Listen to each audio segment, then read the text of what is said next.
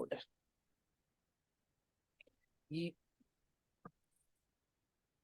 hello. This is the song that doesn't end. Yes, it goes on and on, my friends. Some people started singing it, not knowing what it was, and they'll continue singing it forever just because this is the song that doesn't end. Yes, it goes on. Oh, hello. You are listening to Dumpster Diving with Janice and Jane. We'll explain that very soon. Well, we just need to make this the first episode we actually upload to YouTube because of the visual. You won't have to explain it if people can see you. Well, I could always just do this and go, and Jane. That's what I'm saying. That's exactly right. It's a good look for you. It's Thank a great you. look for you. Those of you, I didn't realize we were coming to Halloween though. I thought we were like, it's not I'm September yet, sorry. So, yeah. Here's the news flash for you. Okay. As soon as my birthday hits, August 21st, if anybody is curious of when my birthday is, then it becomes Halloween season. Oh, I didn't know. So you got your pumpkin spice latte, did you? But you know what? I did that on the 10th. I'm not a big pumpkin spice latte person, but I got a blended one and it was pretty delicious. So I partook in that. But my favorite. I didn't know. Okay, everybody, fall has begun. I didn't realize the seasons revolved around Jane, but evidently now we've just all learned together. Well, if we really think about it, yes, I do some pretty magical things on or around my birthday. And this year on the 20th, in celebration of my birthday, I brought a tropical / hurricane. You did. And an earthquake. So, and flash floods. The earth moved for you. It did. That's what happened. It shook. We were all shook because it was my birthday. It's true. So, a couple of years before that, I graced everyone with a solar eclipse. I don't know if people remember that a couple of years ago, back in I think 2018. It was pretty magnificent. And I have pictures on Facebook to record that moment. So, and I did say, you're welcome, everyone. For my birthday, I've given you an eclipse. Wow. So what I hear you saying is you are truly a gift to humanity. I mean, you could say that. Okay. All right. Well, thank goodness then for you. So that makes this next part really scary because here's the truth, everybody. So I'm sitting here in my little home in sunny San Diego with a heat wave. For those of you who are in the South, that means 94 degrees in San Diego. Right. I have my high noon because it's a Monday evening. I don't want to open a bottle of wine because, I don't typically drink during the week, but because it's our first fireside chat, you got to toast that puppy. So I'm here, but Jane, where in the world are you? Oh, well, I hopped a flight Saturday. I traveled all day. Yes.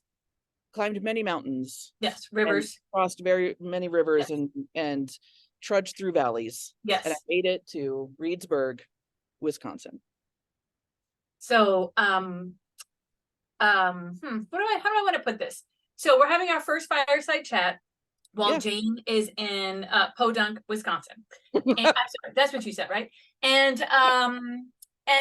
so I have been speaking with Jane for about 10 minutes before we started recording, and what I have surmised in my brief time is that clearly she is joining a cult. So everybody just put down your drinks and your pipes and whatever else you got going on. Because that's what's happening right now. We're gonna have a seance. Yes, we are. People are gonna witness our seance. Yeah. While you're on the cusp of culthood. Yes. And this episode is going to be about pulling you back, right? It's going to be about getting you to resist the cult. You could, but I'm pretty hooked at this point. So I think that what we really should be focusing on is your entry into the cult and just make it one big happy family. Here's what I know. What I know is that our Schitt's Creek fans out there are going to understand the reference to, oh shit, I just forgot it. What is it called? They elevate to the not the gate. Maybe it is the gate. I can't remember, but it's something crazy like that. And they go to work out at this gym and she thinks she's promoting a gym, but it turns out it's actually a cult. You know what I'm talking about? You elevate. Yeah, it was elevate something. That was amazing. Yes. Jane's elevating everyone. That's what's happening right now. Yeah. She's Mm-hmm. elevating. So, the podcast may or may not go on. Actually, it'll go on even without her. Oh, It'll be our connection to her. Diving with Janice and Jane without Oh no, Jane. the dumpster gets much deeper if one of us is in a cult, girl. It's on fire. Well, we could start our own cult. I mean, a cult following is one thing, but a straight up cult, I don't think I have time. I mean, I'm really busy. Well, okay, we're not living on a commune or anything, you know, I mean, in Wisconsin, for God's sakes, you have time for this cult, I promise you. Actually, we'll just call it dumpster diving with Janice and Jane, and we already got then let people come along, walk into our web, walk into our web. Yeah. I love it. I love it. Okay, so let's get down to business. Yes. Pause your cult hazing for an hour because we're here for our first fireside chat, people. We promised. Now we're delivering. And if you are a true fan, you already know that fireside chat means we're going to be taking off our what's the word? Our daily kind of be nice mask. And we're just going to tell it like it is. Well, I think it's because, you know, we really wanted this, and I think we might have mentioned this, is that we're constantly wearing our coach's hat, our professional hat. And we are expected in our positions to always have that on, you know, and as humans, it's quite impossible to always have it on, but we do a pretty good job of it. I feel we both do. And this is our little, you know, corner, our dark corner with flames, to talk about the things that maybe we react to, we have emotionally reacted to and not responded to. And what is an emotional reaction? And then how are we working through it? Or what are our thoughts, or what, you know, what questions have come up and stuff like that. I have Mr. Chris sitting next to me, so he may even chime in here or there. The leader of the cult. Continue. And then well, I mean, we have to get our lessons from somewhere. That's true. Somebody had to be chosen to be the prophet. Somebody. And why not him? I mean, he's pretty magnificent. I love the hat with the horns that he wears sometimes, you know. It's cute. As he chokes on his water. Cute. Okay, everybody. Got his water. You're listening from Wisconsin. If you could call 911 and send them to Jane right now, that would be. You don't know what basement I'm chained in. That would be great. That's true. That's true. And you know, again, it's a lot of work. I mean, it is. Saving you would be really a lot of work. I just don't have time. There's so many basements in Wisconsin. It's true. It's true. Anyway, so so that's our intention, you guys. And what I love about what Jane just said is it really is about, like, it's not that in our regular episodes we're not being our authentic selves, because we are, but in those episodes we are also very much trying to offer a balanced perspective. We're trying to offer a place where we're kind of remaining neutral while we help think about other things, right? In this space, it's not that we're gonna, you know, sit here and bitch and moan at you, because God knows you don't need us to do that. But instead, we're gonna put some issues on the table that are just hard to talk about. And what we honestly hope you're gonna take away from it is a better understanding of who we are, but also, most importantly, maybe some ideas about how you can start talking about these things in a way that invites other people in and doesn't close doors and exclude people, right? Because we already know that closing the doors and pushing people out has gotten us here. And so now it's time to have hard conversations in ways that invite people into them, even when people disagree with us, right? How do we talk through it when we disagree? So that's what we're going to do. And we're going to kick it off today, right, Jane, by, you know, there are going to be some times where we have specific guests that we invite in because there's a particular topic. But today we're going to start with kind of a current event type of approach, right? So literally we looked back in the last week and we said, okay, what's going on that's really causing us some angst? And we really want to use our platform to shed some light on. And the thing that we landed on, of course, was the shooting that happened at the Dollar General in Florida this past weekend. So we're recording this on August 28th. So this just happened a couple of days ago. You guys will hear this episode a week from now. I think we said Fireside Chats we're going to put out the week in between our episodes. And so it's very relevant. And you know, right now, honestly, the sad thing is, Jane, right? Like, it doesn't necessarily need our spotlight because everybody's going to be talking about it for days. But a week from now, by the time this airs, we'll have stopped talking about it already. So that'll be the perfect time, right, to shed a spotlight. Well, and we have different aspects, and you know what came to mind when you were talking about the your side of it is, what comes up for me is this is like a conversation between sisters. Yeah, you know, like this is just how we would have conversations if we weren't recording normally. That's right. That's So I exactly think right. that, yeah, so our fireside chats are just us, recording our conversation about these things. And again, we're going to have a longer disclaimer because people are going to, we may piss some people off, but Yeah. we're telling you about it now. So why don't you kick us off, Janice? Why don't you kind of, because I've been very busy the Yeah. last couple of days traveling and stuff like that. And I'm not one to watch the news. I'm Yeah. just not. I was traumatized by it as a kid because that's all my mom watched, and so all we heard about was current events and what are going on and blah blah blah. And Yep. it's kind of triggering, so Right.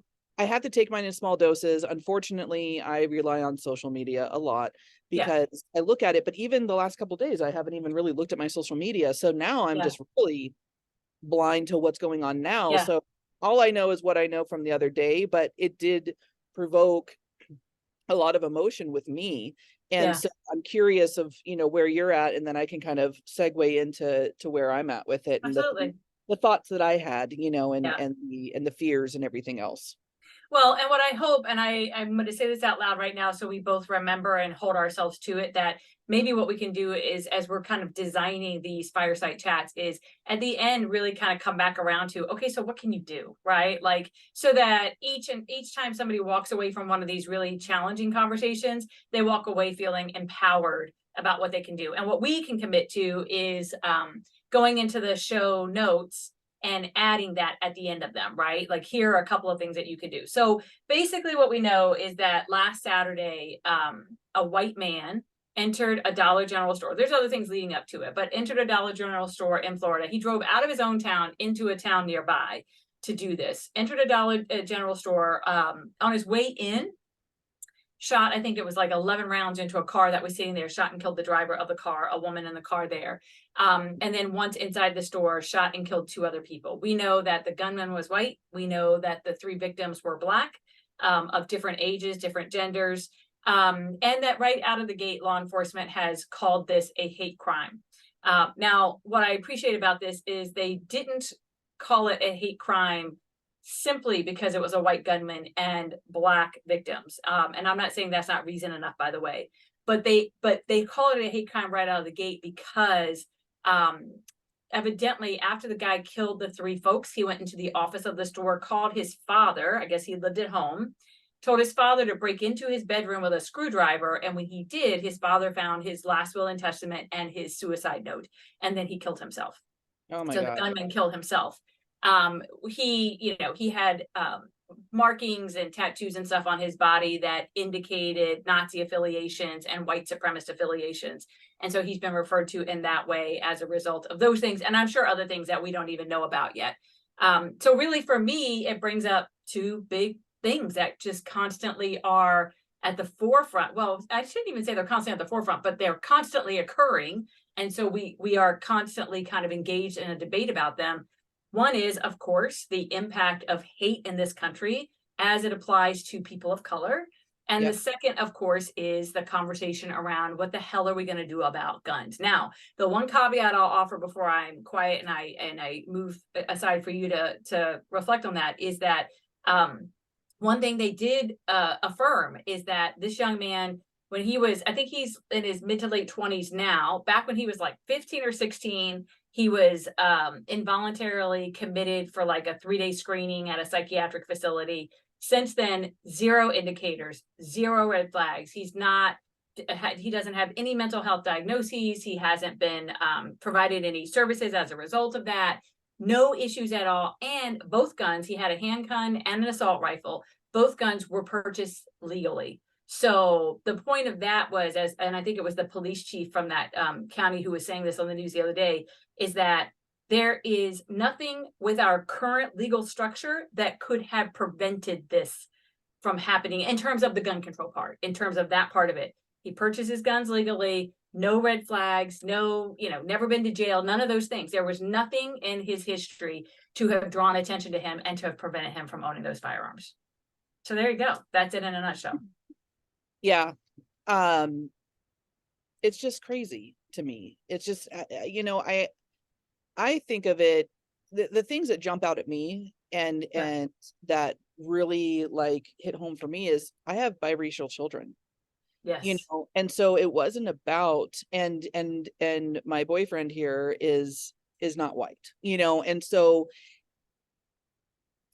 and I work with the Black and brown community, and I mean, I feel like I am part of that community because Yeah. I've was raised in that community, and everything else. And for me, it hits so hard because so many of my family members, friends, people that I call family because they've become friends, are Black or brown. Yeah. And it's scary as fuck that I have three daughters that are multiracial, that at any moment could be targeted just because of the color of their skin. That's right. Chris could be targeted because of the color of his skin, and that's so scary. And I mean, the fact is, we've talked about different things, and I was like, I'll visit the Midwest, Right. but because of those issues, I will never live in the Midwest. Yeah. Because it's predominant, and there's things that are said, and it's bred through the families, and it's all of these things, and it's freaking scary, Yeah. and each race could have their own thing, whatever, but it's, I don't know, I just, it's scary, and the stuff going on in Florida with the laws changing and everything else. I mean, and then, people are leaving in drones, or like just leaving, mass exodus, because they don't want to be there and they don't feel welcome, they don't feel safe. That That's should right. say something. When you have a lot of people leaving, thousands, hundreds, thousands, I don't know the number, but when you have them leaving because of the new laws and they don't feel safe, that's what our country is about. Our country, people come here to feel safe and to feel protected and all of those things. And it's just not people immigrating, it's people here too. And we don't even feel safe, and it's like, when is this shit gonna stop? Like, That's right. why does somebody feel more superior than another because of the color of their freaking skin? Nobody is superior than each other. Like, Of that's my course. raw feeling about it. Like, Yeah. get over it. There's no superior race, there's none of that. We're all equal, and we all need to just freaking, I hate saying it, but get along, but I mean, it's like, that's the stuff that goes through my head. That's the raw stuff, and it's not very educated, and it's not very, articulate, but that's what goes through my head. Like, now I have to worry about my kids. Not only am I part of the LGBTQ community and a single mom and all these things, but now I have to worry about, this stuff. And I mean, I've always worried about it, but it's like crazy. It's Well, crazy. it is. And, I think that everyday people, if you will, and I would count us as that, our perspectives matter a lot. And we know, of course, that the only way that our perspectives are factored in is through voting, right? So there's this through line for me in terms of thinking about some of the things that you just said. So I'm going to start with the issue of hate crimes against brown and Black people. And, what's really frustrating and a little bit terrifying about this is that with this event happening in Florida, and these events are happening all over the country all the time, right? So it's not unique to It's Florida, not just there. but with them happening in Florida, it's a kind of a double and triple whammy for a couple of reasons, right? I'm an educator, so I'm a big believer that education is the way that we change hearts and minds, right? But like, we have to bring learning to the table. And so what's really terrifying about this, in my educator head, is that this is happening in this case in a state where at the same time they're actively passing laws that minimize what people can learn, right? So Florida is one of those front runner states that is really trying hard to whitewash the curriculum across the state in terms of Right. education, Erase right? history. Erase Right. history. Like, slavery Exactly. never happened. Exactly. And so, and it's all at the with the excuse that we don't want other people to feel bad, right? We don't want white people to feel bad. But at the heart of it is, when you educate kids about what the history actually is, you don't even have to say it's right or wrong, right? Frankly, it's unnecessary to say what's right or wrong. It's Right. clear, right? But when you fail to, or you actively worked against educating a generation of people about Right. the truth of what occurred in terms of how we ended up with a system that's designed to keep brown and black people down and fosters the hate that we see evidenced in a situation like this, We have proof of that's a huge double triple whammy, right? Right. Because now you have people in that state who have to fight back in terms of, you know, the appropriate education measures, although they're not the majority because they're passing laws because the majority wants to whitewash history. Right. But and on some level, in my mind, when you do that, you fuel the hate that exists in people that comes down to racial differences, right? You fuel it because whether you say it out loud or not, when you're trying to remove the historical accuracy in this country and in what we teach our kids, you are sending the message that what has been happening for the last several hundred years is accurate. That the idea that one group is less than another is exactly how it should be. Yeah. That's exactly what they're doing. They're saying it doesn't exist, but then they're doing it. Exactly. You know, we're erasing history, so it doesn't exist. No. You're making new history about that hatred. Right. Like, let's be real. And at the end of the day, what's going to end up happening, or what potentially could happen, I don't want to wish this out there or manifest it by any means, but there could be a freaking another civil war because people in Florida don't agree with everything that's going on, and then then we're battling it out. Like, this is not what the United States is about. Well, and the really, you know, one of the really troubling, there's so much with this system, right? And there's like a 20 zillion fireside chats we can have about this, but everything connects to the next thing, right? And so what's connected to all of this is that because of the way our system has been designed and has flourished for some people over the last several hundred years, we do have a growing group of people who are barely surviving, financially speaking, in this country.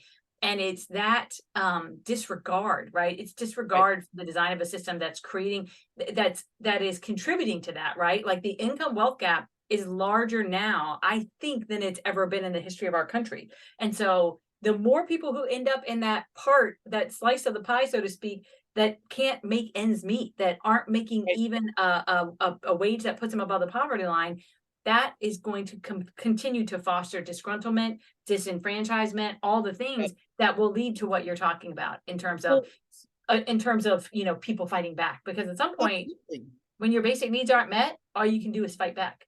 Right. That's all you have left. Right. And that's the heart and soul of everything I do at work.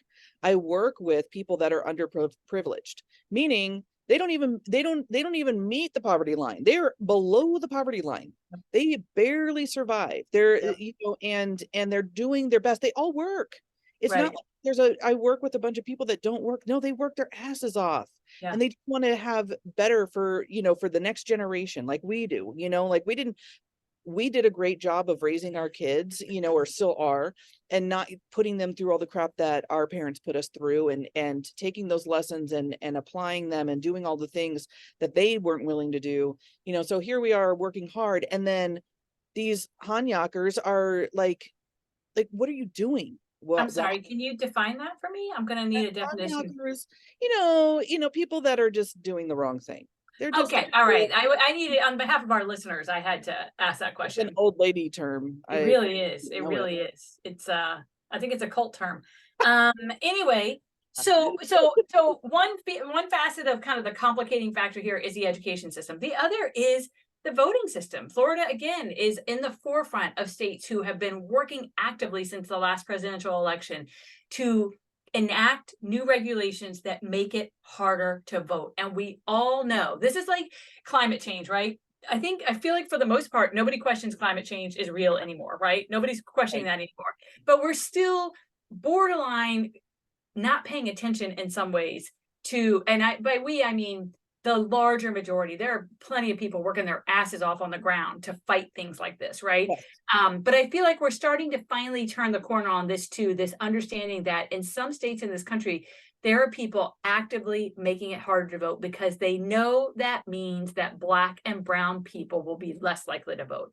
It's not about making things harder for white people. It's absolutely about making things harder for Black and brown people. And probably the only encouraging thing I heard last week after the Republican debate is that the kind of Republican Party and Republican candidates have finally kind of crossed over into the whole idea of like advanced voting and being able to vote by mail early, etc. Because they lost so much in the last election because they tried to demonize it and make it sound like it wasn't a good idea. So now they have finally gotten on board that ship. But in Florida, like I said, in a lot of states, they are actively trying to make it harder for people to vote through a variety of what looks like small little tweaks to the voting registration or voting legislation there. And in fact, it has huge impacts on, again, certain populations of people. So my point in all of that is how like that one event surfaces how it's like a freaking time bomb waiting to go off, right? When you put all of those pieces together, right? So if I live in a state where you're not going to let kids learn about my history as a Black or brown person, where you're going to make it harder for me to vote as a Black or brown person, and where I can't fucking walk into the Dollar General because somebody might gun me down. Right.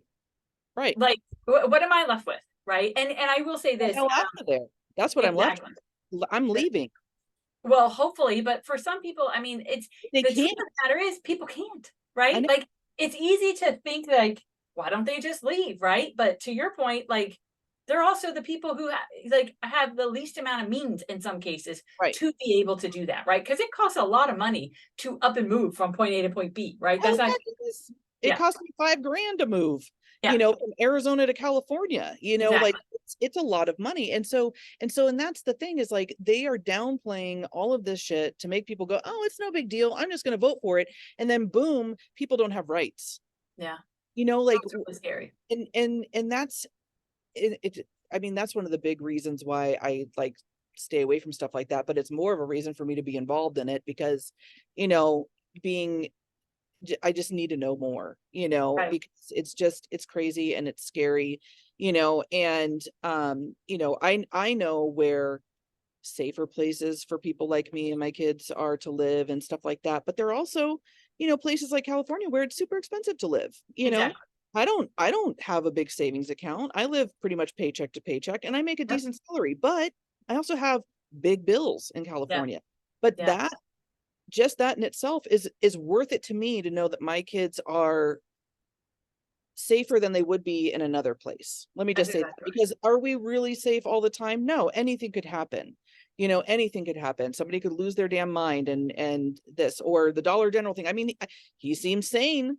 I mean, if you look at everything, you see him sane. And I mean, he look at him on paper. Everything else. You never know when somebody's going to snap or find an excuse to do something because they've always wanted to do it. And then, you know, obviously he didn't value his life if he's committing suicide at the same time. You know, he wanted to go out with a bang, literally, and do this stuff to notoriety, but didn't want to hang out to figure it out. You know, it's like this, I know I did this, whatever, and now I'm just going to off. Really, you know. Well, honestly, I got to tell you, when I read the story for the first time, and then of course I've watched several news reports, etc. The very first time I read the story about him going in, gunning people down, and then shooting himself, I thought suicide bomber.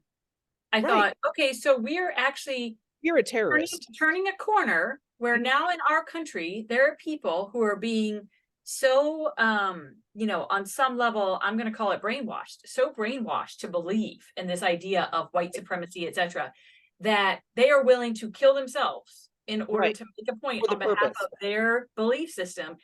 That's no different than terrorist groups who train 100%. People of all ages to go 100%. In and just blow places up. That's what I'm saying is like, this person went out not as a hate crime, but you went out as a terrorist, because now you have evoked terror through that whole area. You know, now you're associated with a certain group. Now the people that are victims of this are going to be scared, and either they're going to run or hide, or they're going to fight back. And if that happens, it's going to get really, really ugly, you know, and a lot of people are going to lose their lives over this stuff that shouldn't even exist, you know. It just makes me so fucking angry that people can just have this, you know, privilege that they're better than somebody and their life like that, you know, like what a fucking coward, you know. And I'm just so angry about it, because now I have to worry about all these things. And I've already had to deal with stuff with my daughters, I Yeah. mean, my daughter was going to a Christian school, and I think I mentioned this before, and a boy told her she should be out in the field picking cotton because she didn't like him, like he was like, oh, I like you. And she's like, yeah, no, I'm 12. Yeah. I'm not old enough to date. And so he told her that because he Yeah. was mad. What the Yeah. hell's wrong with people? But they Yeah. learn that from somewhere. So, it's time for us as Americans and adults and parents to knock this shit off. Yeah. Like, just knock it off. They already have enough exposure to everything else. Can't we just teach them to love everybody? And because not only the school thing, like, you take away that, what kind of naive, ignorant people are you raising and educating? And the good thing is, like you said, like they can get information from everywhere, right? So Right. even you can whitewash the hell out of it. But the tricky part is, like you said, there's a lot of influence that we have as parents, right? And really it's an opportunity as parents for us to check ourselves and our messaging around our kids, right? What do we really believe? What do we want them to believe? What are we conveying? But it Right. also, so much of it, unfortunately, on some level, that's the easy part, right? Because so much of it is embedded in the American system, right? And it's one of the things I really love about the what the hell is it called? I just forgot the name of it. The 14, not 14, was it 1419? The podcast. There's a podcast, and I just drew a blank on it.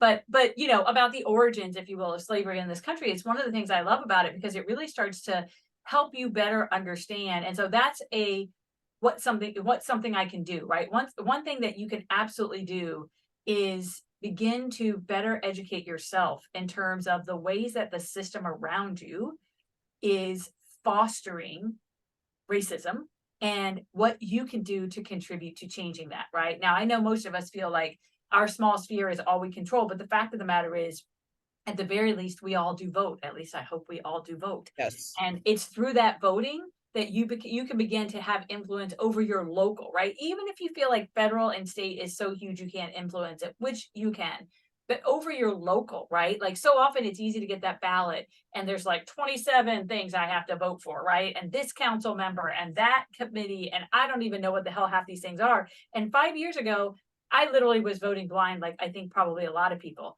And it was George Floyd's murder that made me finally stop and go, I need to fucking know what these people stand for and why the hell they're running and what the hell they want to do, because it's the least I can do as a white woman in this country, right? Literally, it's the least I can do. So that's one way, is to really begin to educate yourself in all the ways that racism is built into our system, because I can send messages of kindness all day long to my kids, and I can build them to be young people who don't tolerate other people, but who thrive alongside other people. Nobody should feel like nobody should feel grateful that I'm tolerating them. That's bullshit. But everybody around me, no matter what they look like, what they bring to the table, we should be finding ways to thrive alongside each other in a community, right? But the fact of the matter is, I can raise my kids like that all day long, and then they go out into a system where, because even though two of our children are half Mexican and half American, for the most part, they look, right? The outside of them looks Caucasian. And so, they still, all six of them still walk out into a world where they have a level of privilege simply because their skin is white. And I will say, I had a reminder about this. So back when I was a middle school principal a million years ago, I had a group of African-American parents who came to me because they saw this is an example of how the system is working against, right? Some races. They saw that their young boys who were older elementary school about to come into our middle school were already starting to lose their zest for learning, right? And they were already starting to adopt this mentality that being smart wasn't cool, being athletic was what was cool, etc. And they knew in part it had very much to do with how they saw themselves represented as Black children, right, in our community. So long story short, they started this whole organization called Excellent Options and partnered with us as the school in order to foster some additional conditions we could create for their kids to thrive. And since then, those young men back then we called it Club 2012. They all graduated in 2012. And so since then, they're all, young men who are thriving. But the organization is still going. Like it kept going Good. with more groups of kids after, and on and on and on. And there's a woman who does documentaries who just finished a documentary on it. So I just watched part 1 of it.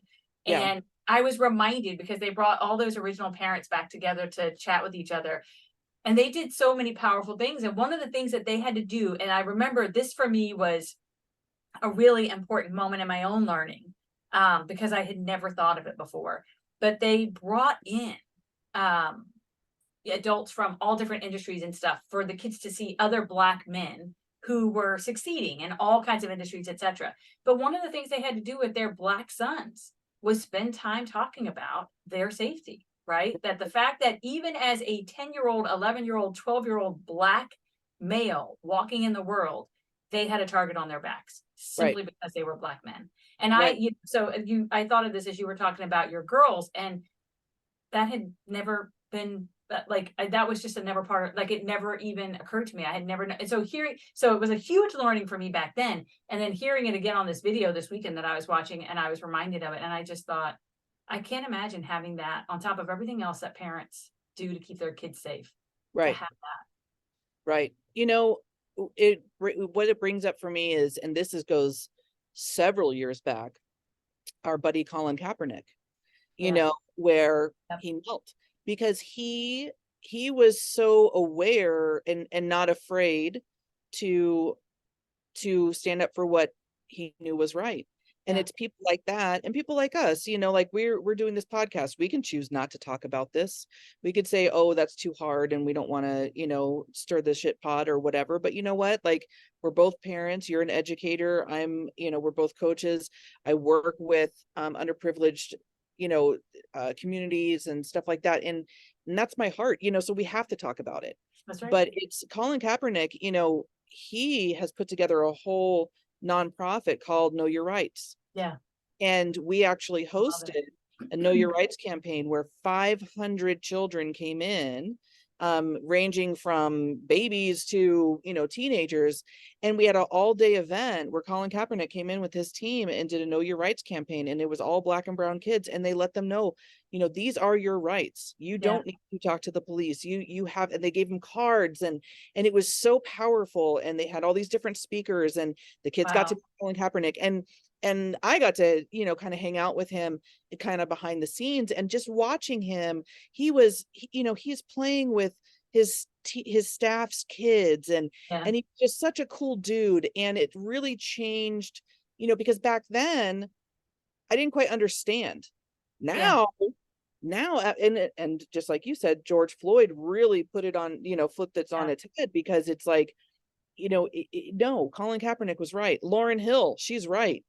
She could sing songs in the 90s about this, and people were like, oh God, you're just old. That's historical trauma. No, it's right fucking now. Exactly. But nobody else is living it.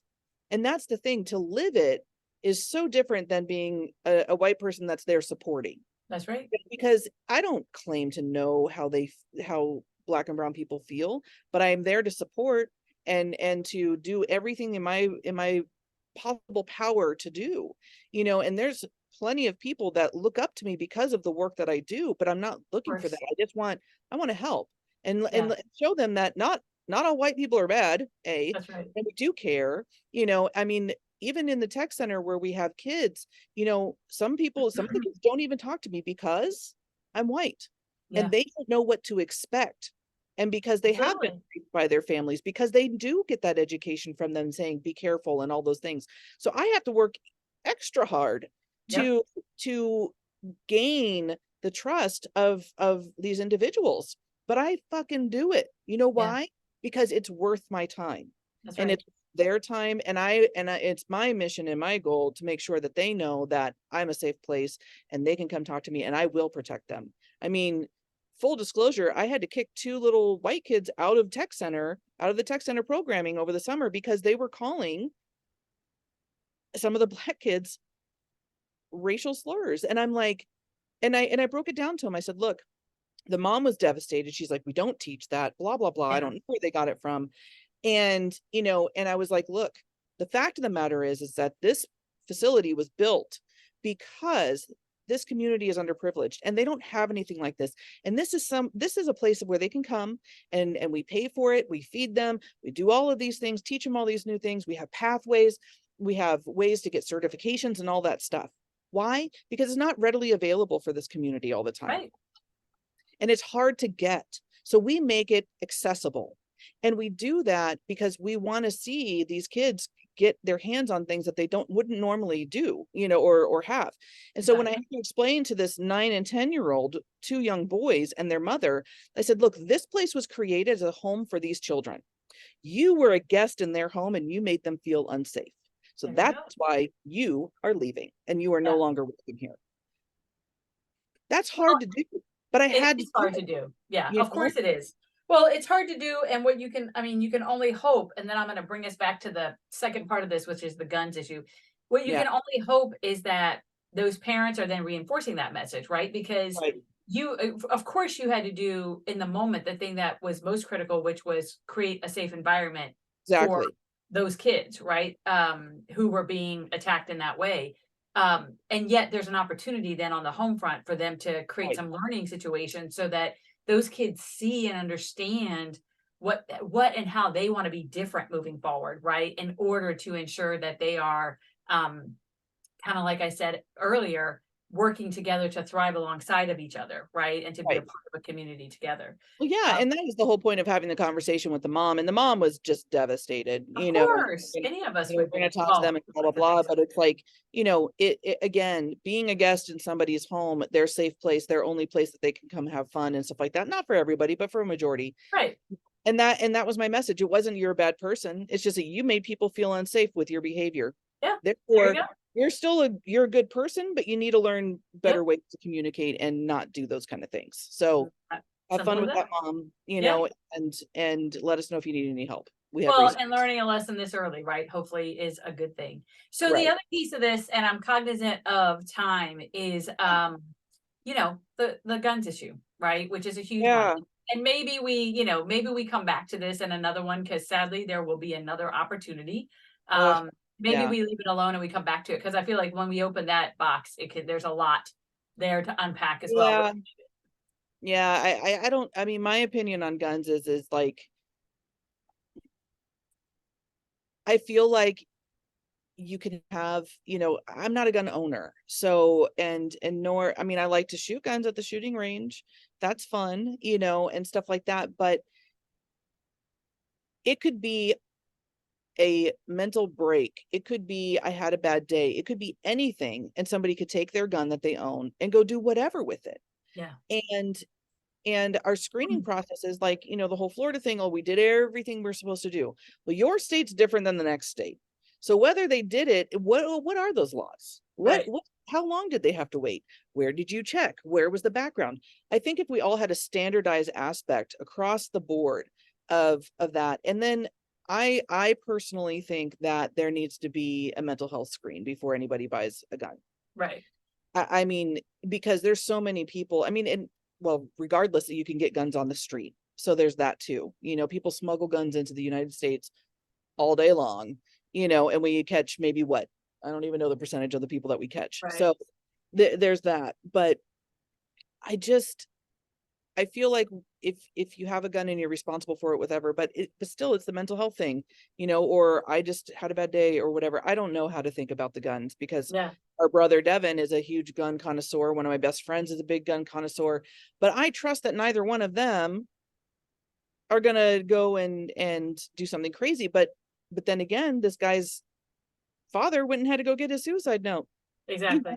He didn't know this was happening on a Saturday afternoon or a Friday afternoon. So, I mean, it could open up a whole nother conversation. It will, but I don't know. I see it as a recreational thing, not a, or I don't know. Guns are just crazy. Well, I think there's so much there to unpack. And I think, I think we're so far away in this country from there being no guns, right? Like we're so far away from that. It would take years and years and years to get that. Exactly. For me, I don't even think that's a productive conversation to have. For me, it's more about the requirements to own a gun and the types of guns that need to be out there, because I just don't Nobody think needs an assault rifle. right. I don't think anybody needs an assault rifle. And I always think it's a little bit funny when people say, oh, but if we ever need to fight for the, they think about the militia argument. And I'm like, if the government turns that bad, they have nuclear weapons. We're fucked. Like They're I gonna just feel like, right. It's bullshit stuff. But anyway, so before we go down that road, because like I said, that could be another half hour, 45 minutes. Why don't we leave it at that part of the conversation, and we'll come back to the second part of it. But I think that for me right now, in terms of in the spirit of leaving our listeners with some things to think about, you're obviously, we're both making it very clear, I think, how we feel about, and the frustration and the anger and the just sadness that hate has been so built into how this country was designed, and quite frankly for the last 6 to 7 years has been flamed so much by really powerful people in this country who have made it okay to hate, and frankly have promoted hatred as emotion that should be nurtured and should be driving us. That's the thing that makes me sad. And so when I think about what we can do, I think that of course it's taking a minute and taking a pulse on how you are showing up in the world every day, and how you are ensuring that you are being intentional about striving to thrive alongside everybody around you, no matter where they come from, what they look like, all the things that they bring to the table. And then second, because it's September and we'll be coming up on election in November, even though it's not the presidential election, it is the type of election. It's these off years that are most influential in my mind. These are the years that you're electing people, like I said, to your city and town councils, to various really important committees, to judges. And God bless America, we are seeing how important how influential judges are in this country right now, more than we ever have before. And so you have time between now and November. And if you're like me, I throw all those fucking flyers I get away. I don't look at a single political flyer. They are a waste of the paper they are printed on. But I do my diligence now by going to the websites, and here in California, it's literally on our state government website. I'm sure every other state's the same, where they literally have impartial breakdowns of who's who and who's running for what, and what are the basic things that they the platforms they're standing on, and what are they saying about the big issues. At the very least, what you can do in terms of helping in this country is make yourself informed, right? And be an informed voter, and be somebody who, and last but not least, start talking about it, right? Absolutely. Have those conversations with the people around you, and don't shy away from them. Yeah, don't read the headlines, read all this fine print. It'll take time. It's going to be a pain in the ass, but it's a moment in time to educate yourself, and then to make an impact on entire state or country. That's right. With that impact. And like you said, like a lot of people, oh, my vote doesn't count. It does on the state level. You're right, it does. And we're passing shit because we're just blindly going yes, no, this is fun, whatever, and not realizing what the hell we're voting for. Read everything and then make an educated decision. Guessing is only going to get us so far, and this is where it's gotten us so far, like things being passed and craziness happening. Well, and the key is kind of on that note, and we can wrap it up there, that there's no magic they that's going to solve this. No. We are the they, right? Now, the voice we have, it certainly is through who we elect, who vote for legislative action, etc. But at the end of the day, that's not them solving it or screwing it up. That's us, because we're the ones who put them there.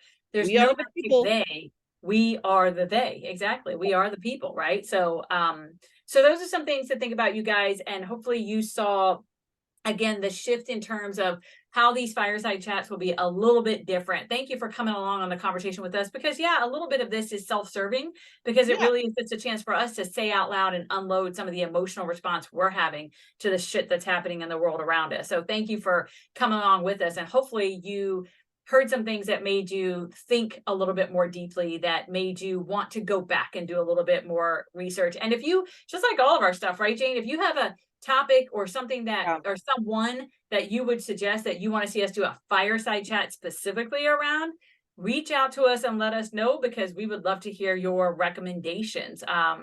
Otherwise, like, do the use, right? Like, subscribe, do all the things. And hey, comment. we didn't talk about our intro song that you chose for us. So Oh my God. Well, you know, it's the cult theme song. So we had to bring it back to lamb chops and the song that doesn't end, only because I had mentioned as I was coming out to visit. So Chris, his best friend is his roommate, and she has several kids, and he's Uncle Chris, you know, and so and they love him to death. They just love him so much. But we FaceTime all the time, so we've been talking, and I get to know the kids and stuff, and so they're all really excited. And one of the daughters, Lyndon, was singing some annoying song, and I was like, "Don't worry, Lyndon. When I get there, we're gonna learn a really annoying song that you can just sing all the time." And he knew exactly what I was talking. He's like, "No, you're not." I go, "You don't even know song." He's like, "Lamb chops." I was oh like, my God, that's hilarious. Well, I can't think of a better way to end the episode. So like, subscribe, follow, comment, like Jane said, all the things, and be sure to share, because the more downloads we have, right, the more likely it is this show continues, people. Thanks for listening and spending some time with us. Yes. Here, Jane. Bye. Oh, I'm